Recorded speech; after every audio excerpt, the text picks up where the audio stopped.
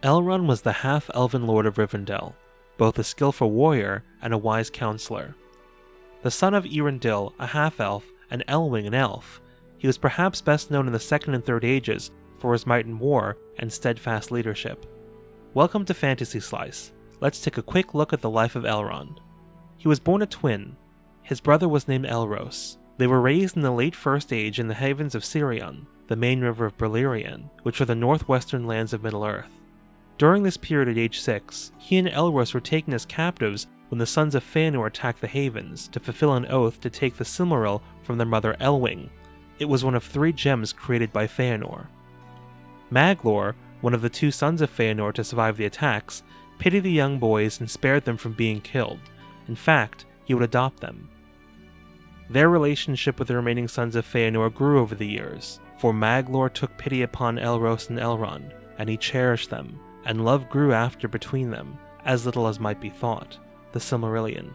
Much is unknown about Elrond in this period of the First Age. However, following the War of the Wrath, also known as the Great Battle which lasted 42 years, it would signal the end of the First Age with the defeat of Morgoth, the first Dark Lord.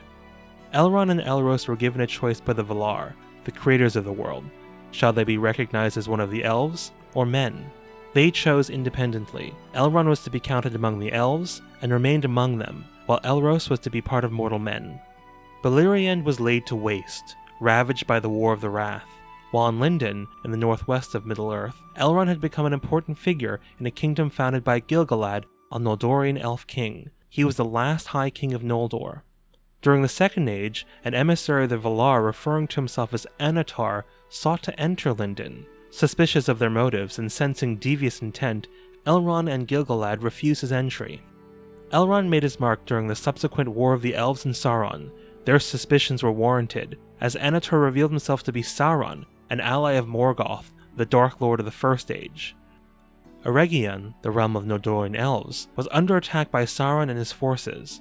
Elrond was sent by Gil-galad to defend the realm. This proved futile, as Sauron had amassed forces large enough to quell both Elrond's forces and attack Lindon itself.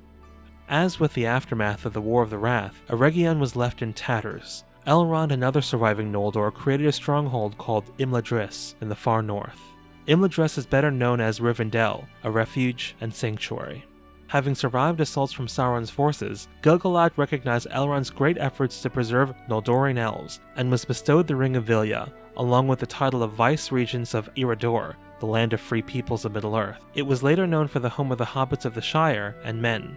Elrond continued to bolden his warrior presence in the Second Age with the War of the Last Alliance. Gil-galad, along with Elendil, an important character from Numenor and King of Arnor, was killed.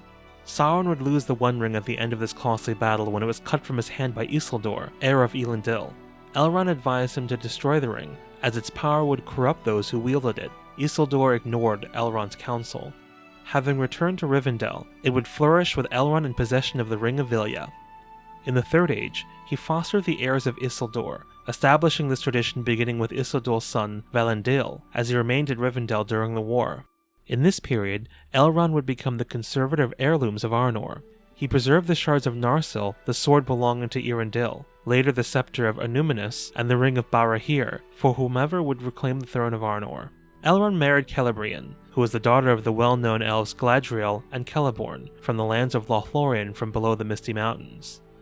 He fathered sons Elladan and Elrohir, twins, and a daughter, Arwen. Rivendell was attacked once again, this time by the Witch King Angmar at the behest of Sauron. His wife Celebrian was accosted by orcs and injured. Elrond was not able to heal her mental distress. She departed for the Undying Lands in the west, reserved exclusively for immortals and ring-bearers. In the continued tradition of fostering the heirs of Isildur, upon the death of Arathorn II, he fostered Aragorn II, who would later become King Elisar. Elrond was a member of the White Council formed at the request of Galadriel to counterbalance the power of Sauron at his stronghold of Dol Guldur. He translated the moon writing on Thorin Oakenshield's map in his quest for the Arkenstone and to retake the Lonely Mountain from Smaug the Fire Drake.